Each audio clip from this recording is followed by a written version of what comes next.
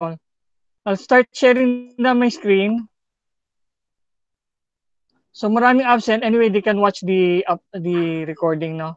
Upload na lang on our Facebook yung recording for yung mga absent. Okay. I'll start sharing na my screen. Okay. So yesterday ata or last week, I shared our topic for today, no? On your Facebook page. Can you confirm, guys, if you can see uh, my screen? Yes po, Your sir. Facebook page. Yes po, sir. Yes Yes, po. sir. Thank you. So again, I posted this, our lecture for today is two topic actually. So unahin ko muna to modular coordination, no, because this is very important, especially for big complex or complex project. Yeah. And one other one is yung standards na DPWH is using for simplified construction of mga school buildings. So, sisilipin natin yung standards ng DPWH. Later na lang after the modular coordination. I hope na-review nyo na yung iba, no? So, makakapag tayo, you can relate. Anyway, I'll open the material. Before I start, our new classmate for today is is Architect Spiras and Sir Ligo, Architect Ligo. Okay, yung classmate. for your Good afternoon po.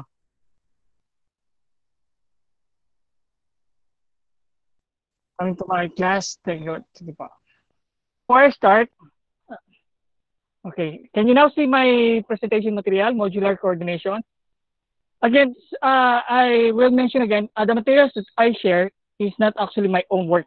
These are downloaded on the SlideShare, mostly mga professionals, and I select the topics, very important topics, and yung mga maraming nag-like and of course, nire-review ko siya no, bago ko i-share sa inyo. And mostly naman, naiintindihan ko yung mga topics nila, and it's very interesting, and I want to share to our class. So before I start, again, question, before I mention to you in BT1 and in Visualcom, what is the most important line in a drawing, guys? Can somebody answer? I think you already answered before. Can somebody answer? Most important line in a drawing? Construction, sir. Construction, ano? What? Construction line. Yun ba yun? Tama, no? Or other term for construction line is maraming similar term siya, no? Ano yung pinaka-term niya? When you say construction line is what? Josh or Angela Rupido, I think you answered it. Lines. Yes, si Mama Spiras na nag-answer. Actually, ma'am, alam nila eh. Nahiya na siguro yung actually, it's grid lines. So, ang term dyan is grid lines, or yung other, we call it guidelines, or yung construction lines, no? But in sa Carpentero, in actual, that is actually what we call, guys, ano yung ginagamit for grid lines? In drawings, we call it grid lines. But in construction, what is that? What is the material used for making grid lines or guidelines or construction lines? I think, Rupido, you answered before. Yung tansi po, Rupido, sir. Angelica? Daw po. Or Josh? It's tansi, no? Yes, thank you. Tansi. It's nylon, no?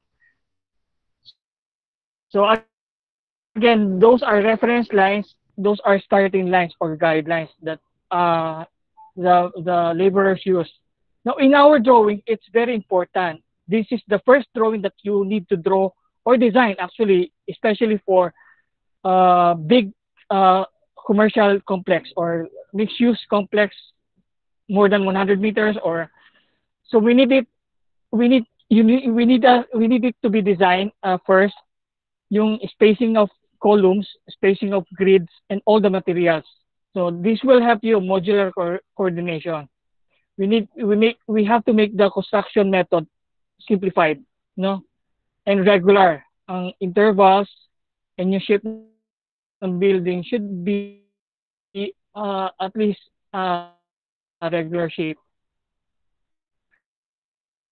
So again, what is modular coordination? Modular coordination is the concept of coordination of dimensions and spaces of areas in which buildings are and components are dimensioned and positioned in terms of basic units. Module known as, say example is 1 meter, 1 m. Ang example dito. So 1 module is 1 meter. Say, yun lang ang first example natin, ano? Which is equivalent to, this is actually wrong, no? It's 1,000 mm. No, may slight error lang, but typographical error lang to, no, guys. It is internationally accepted. So yun nga, ISO. Usually we are now using ISO standard or international standard using metric system. No, centimeter, millimeter, decimeter, kilometer, and so on. No, but except for US, no, US ang matigas ang ulo. Until now, they're still using English system. But actually, guys, we are using international standard metric system, but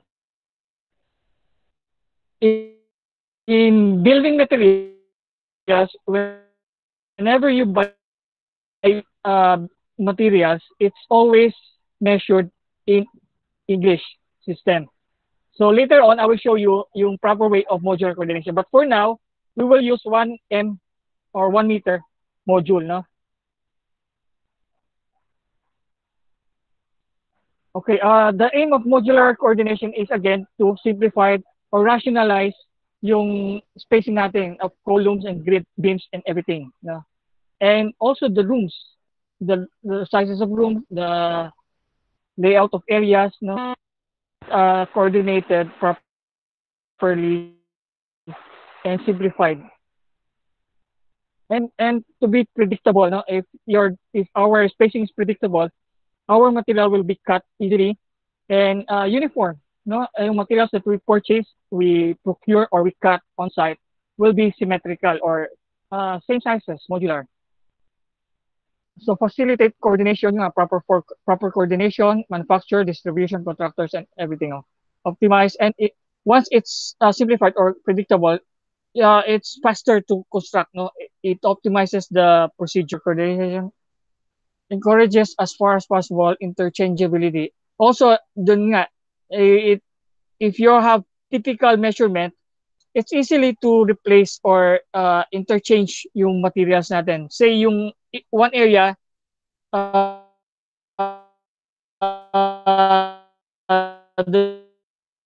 material was not delivered, you can use that the materials delivered area to other parts of the building. Interchangeable ang materials. Simplify site operation and rational setting. So again, we already mentioned this all. And the benefits: better coordination and cooperation between parties, reduction of time, design time and construction time, reduction in manufacturing, and so on.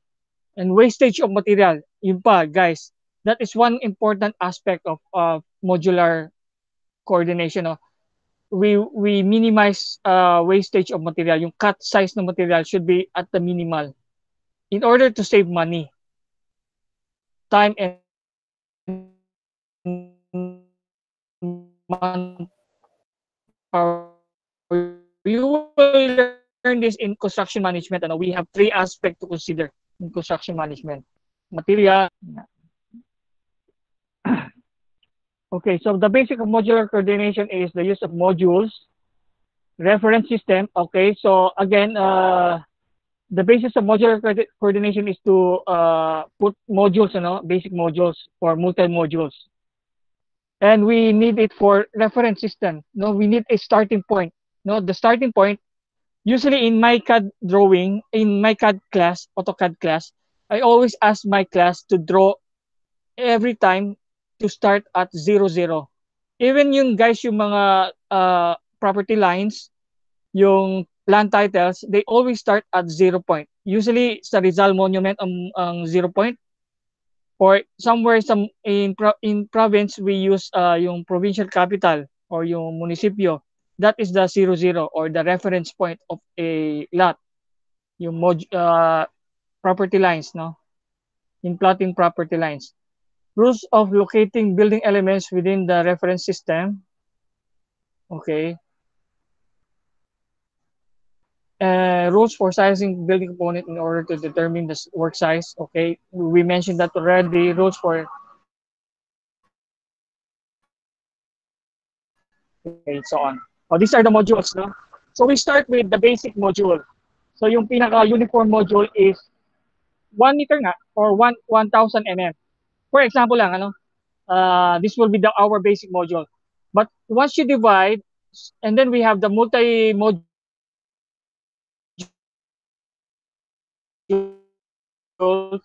if basic module you have grid 1, that is to grid 2, the module.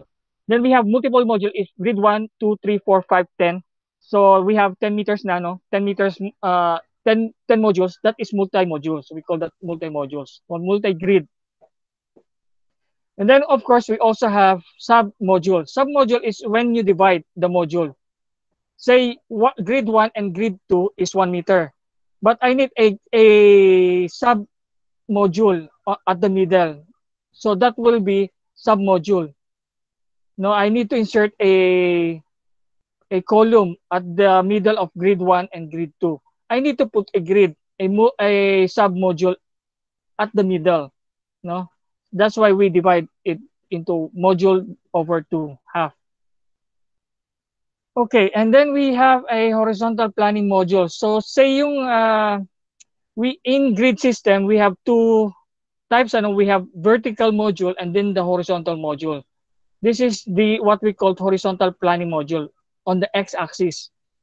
No, and then we have the vertical planning module is the vertical axis.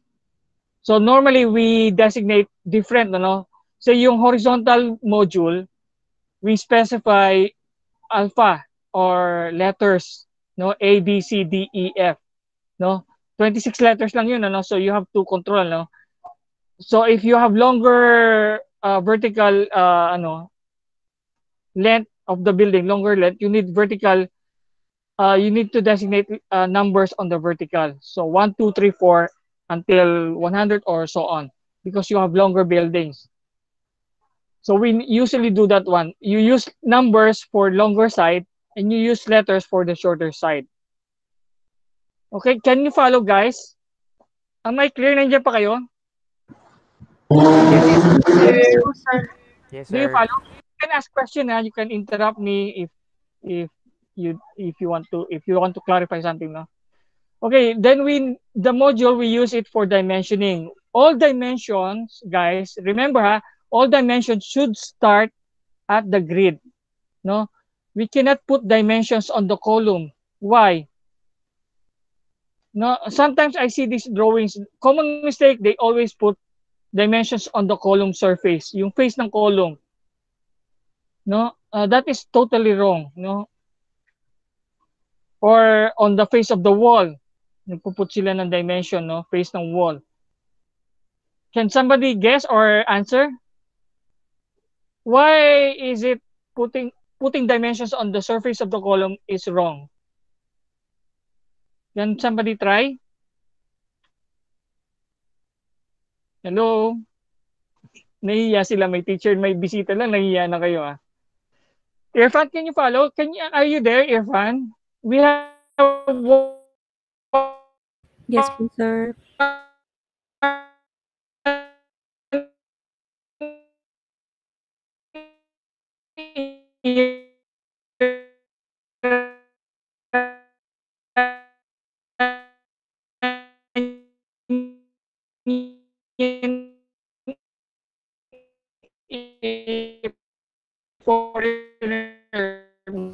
Sir, excuse po. Choppy po yung audio niyo po. Si Irfan. Can you follow? Yes, Can you sir. understand? But your voice is not choppy for sir. Hello? Hello? Hello po?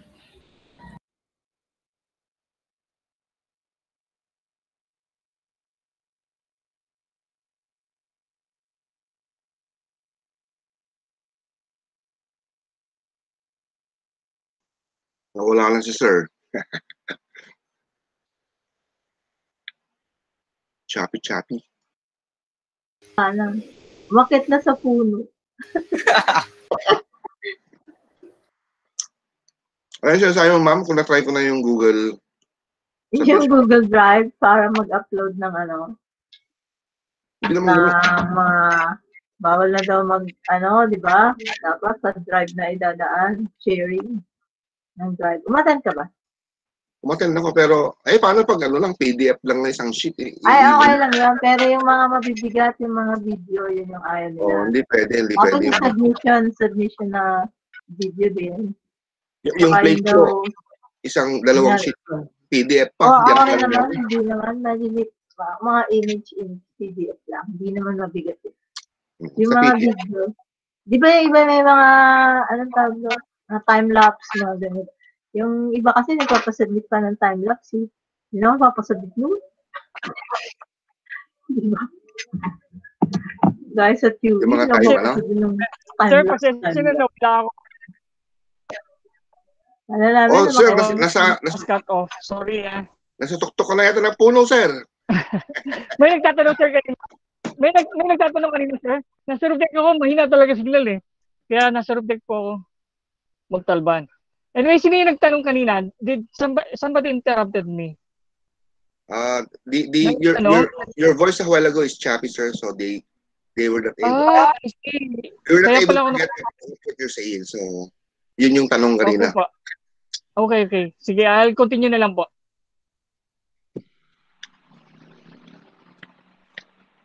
Okay, so again, my question was, why do we need to always put dimensions on the grid lines and never on the column face or wall face? To easily identify the location of the column po. Pero not on the center. Yes, usually kasi the column is on the center of the grid lines, but sometimes we put it on the surface, no? But say, ang point kasi guys is yung columns is we are not designing the column sizes. We don't know the column sizes. No, it's actually the structural engineer who specify the final size of the structural the column sizes. So it's always better not to measure on the surface of the column. It's always on the grid, or you put the grid on the on the surface of the sa face ng column or on the center. But our dimensions will always be on the grid lines, no? Because yun nga, it's coordination. Grid is always, we actually architect design the grid system, no? It's not the engineers. We are in charge of the location of the columns. All the locations of structural elements, actually majority of the decisions is done by architect, no? Walang pakialamang structural engineer doon unless very valid yung reason niya.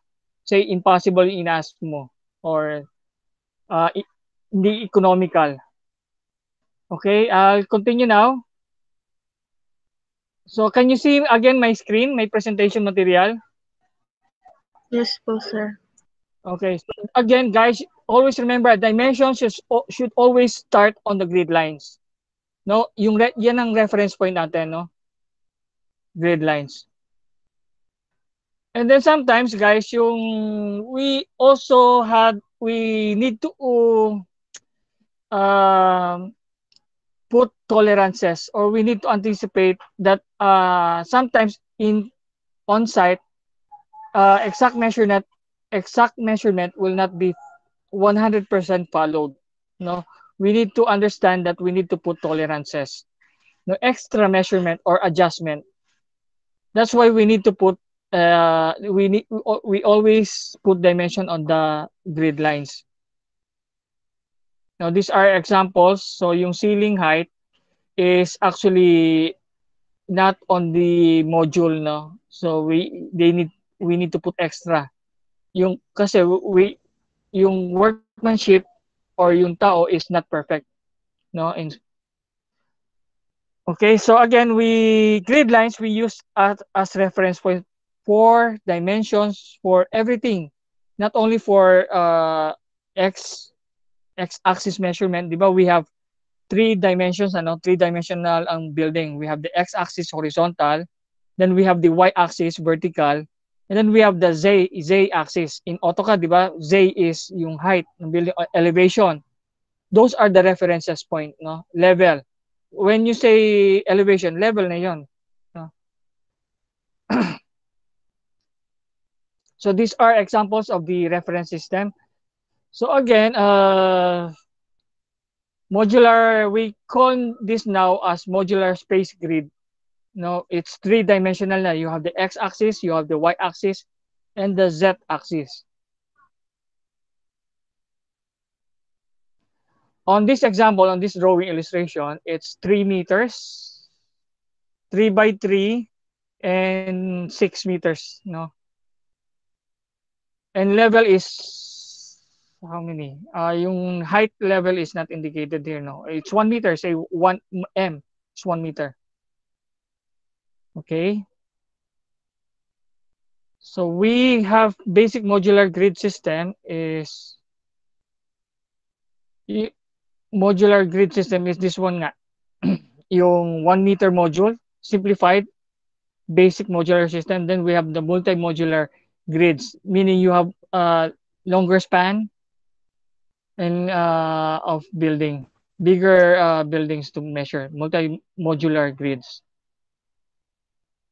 And in measurement, guys, we need to have reference system. We need to have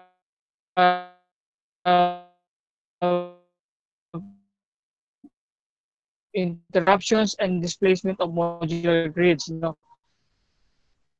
Again, from this example,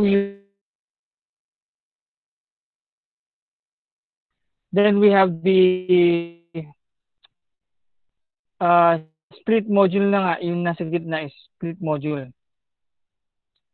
And so on. Or this is the 3D illustration of the modular system, including the levels or the elevations of the buildings. You will see here, they indicated zone. No? These zones are examples. Zone is, maybe this one is the beam location or the ceiling. In terms of HVAC, we call this one as, I forgot the term, ceiling space. Is in HVAC term, mechanical term, we call this one as, I forgot the term. Anyway, beam area or the ceiling space area.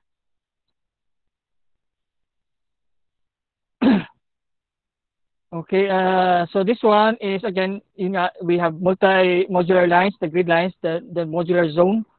Modular zone is this one, say yung ceiling area, or you have the grid beam area. If you have the if you're on the top view, we have the beam area, location of beam area, columns and beams, planning grid, space grid, modular grid, grids.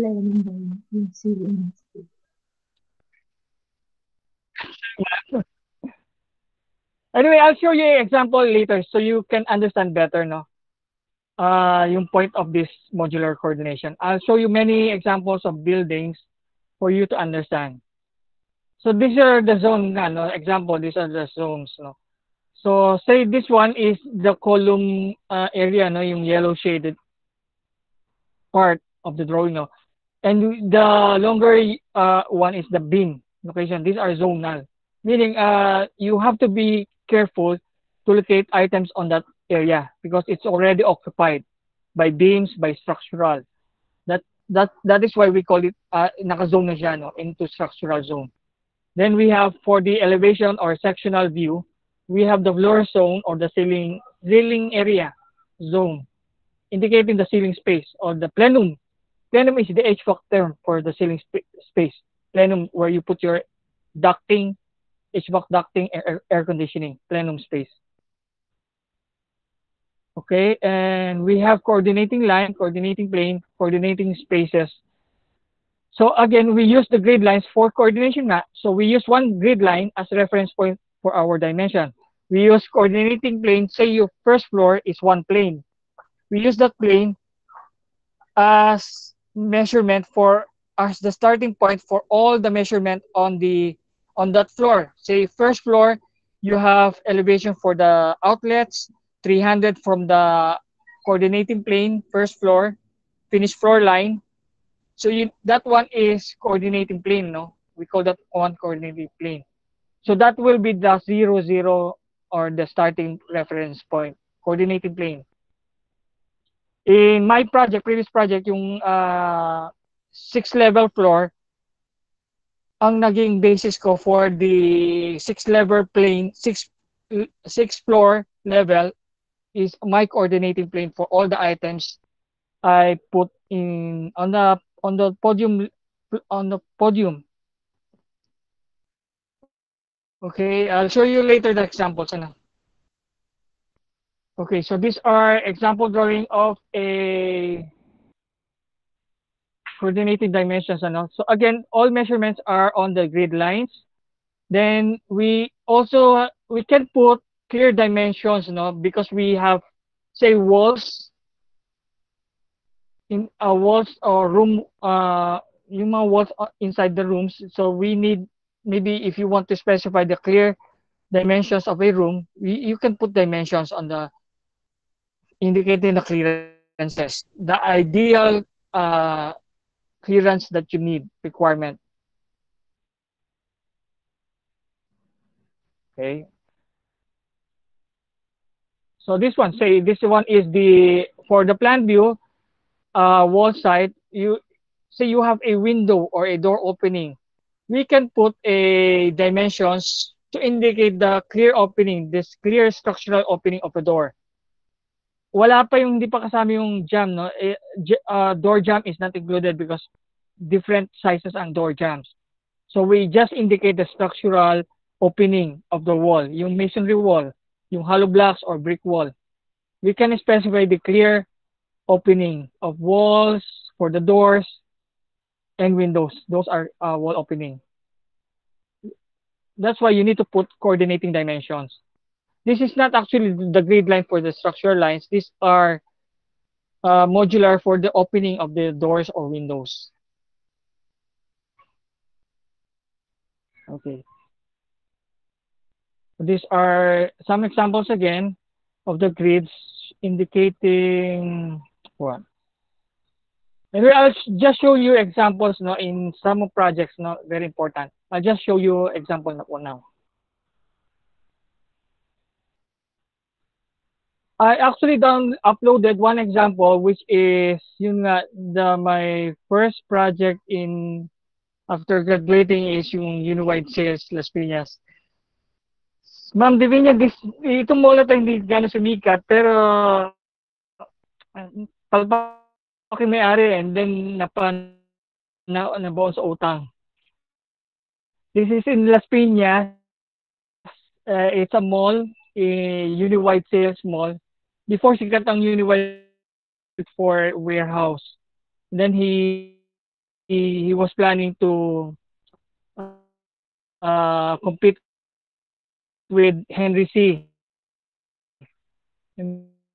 Mas magaling management ni Henry C. No. The lot is very irregular. No. The property of yung frontage is very minimal lang yung frontage niya.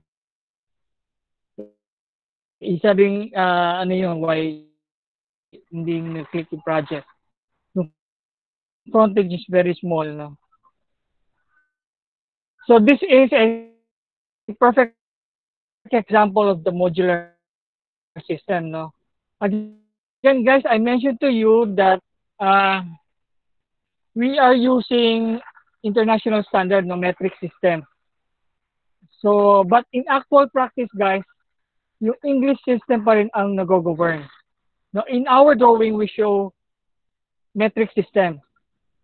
But actually, in this grid, especially in this grid, you will see this one is 10 meters, 0.8 ang module, no? We created module this one, no? 10.8 module.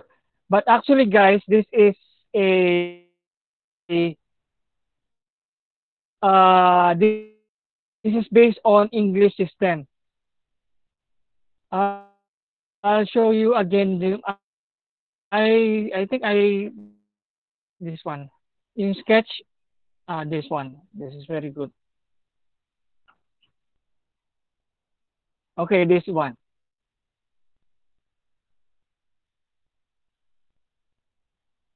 Okay, guys. Actually, guys, the English system is still governing in metric system, no? We still follow the English system. Remember, 1 foot is 300 mm. No, yung ruler size, 12 inches, is actually equivalent to 300, approximately 300 mm. No, that is why we always consider that one. You have to make a tabulation, no, of the dimensions. We started with 1.2. Actually, you can start with 300, 0.3, 0.6, 0.9, then 1.2. We started with 1.2. Then next is 1.8 or 1.5. Actually, you can also use 1.5. Those are the dimensions that we can use. No, in all your rooms, in all your grid system, we need to follow in still English system. It's always divisible by 1 foot, 300 mm. No, can you follow, guys? This is 1.2. This is actually 4 feet. Tama po ba? Tama, it's 4 feet, yes. 4 feet. Di ba, yung plywood size is 4 by 8. And 2.4 is yung, di ba, when you buy plywood at the hardware stores, the size of plywood is 4 by 8. That is equivalent to 1.2. Round off, guys, round off. 2.4. So again, if you will use all dimension, if your building is measured, all the rooms, all the grids, all the measurements in your project or in your design is in metric, you save a lot on wastage ng material. No? And you can easily estimate yung materials that you need in your project. No, guys, you follow? Because it's English, yung wastage, yung retaso or yung seroho will be avoided. Yung wastage mo is very, very minimal. No, that is why we always follow still English system. But yung measurement is in metric, converted into metric. Okay, you follow? Okay, so again, in this floor plan, okay, this is we start with basement, syempre, no? So actually, we also study the layout of the parking, no? Parking system. We need to study the optimal spacing for the grid. For this project, we decided to use 10.8. Ito yung pinaka-best or pinaka-efficient modular system for our parking system. Now, we studied also yung parking system namin, yung layout, and yung driveways, no, for the parking system. That is why we use this one. This is actually the warehouse part. Yung area here is the warehouse. I'll show you the first floor. So I have the question, guys. This one in your midterm exam, this was one of my questions. Ano? What is the purpose of this match line? Midterm exam, one of your questions in midterm exam, what is this one? Hello? In your midterm exam, I asked what is this line? What is the purpose of phase 3, phase 4? Why did we divide it into phases? The building is divided into phase 1, 2, 3, and 4. Hello, guys. Extension lines, sir. Nandiyan pa kayo? Sir, extension lines. Right, extension joints.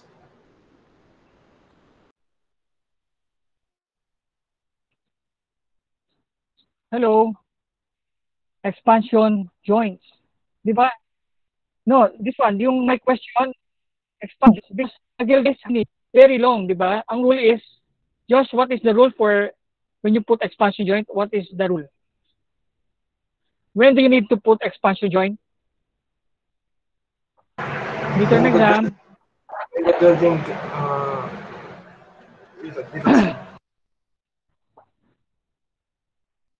Is how many distance? How many length? Maximum length? 50 or 60? No. So we need to subdivide the building because the building is very long. We actually need to put expansion joints to avoid cracks. And during earthquake, may movement. During may thermal, even without earthquake, no, may seismic movement pa rin on the ground. And also in thermal heat expansion, joint, nag-expand yung materials. No, every material nag-expand due to heat or cold. Nag-shrink siya, nag-expand. So we need to indicate expansion joint, no, to avoid damages on our building, especially during earthquakes. Yun yung purpose ng match line. In between here, divided yung walls, yung slab, yung columns and grid, and yung beams. Separate siya, totally cut siya. No? And then on the flooring, meron kang mga finishing, mga plates, no, expansion joint plates. On the walls, meron ka rin plates. No, you will observe this one in malls, yung mga commercial complex nga, very big commercial complex.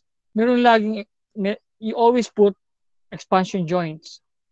Okay, so in this project, again, the grid is 10.8 meters, no? And on this side, this is the warehouse side, no? I'll show you, okay, this one.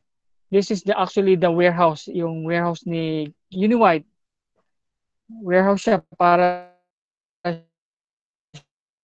siyang pre-engineered building, no?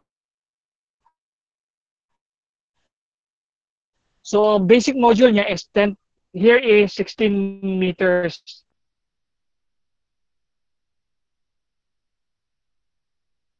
Foot. Pero guys, yung ano niya, yung sub module niya is 800. This one, yung 16 meters is too long for steel, for concrete, no, for concrete beams. That's why he decided for the basement, meron kasi siyang, we have basement, di ba? And meron siyang slab. On top of the parking, we have concrete slab. So we have a submodule, 800, divided na 16 meters into 8 meters and 8 meters because of the subcolumn. On the basement, you have subcolumn here because it has a concrete slab and beam.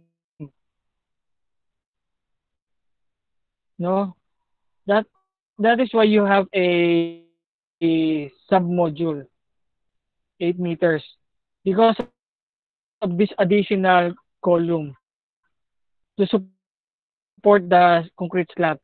On the ground floor, wala na because this is actually wala nang flooring floor above, no? This is actually the last floor.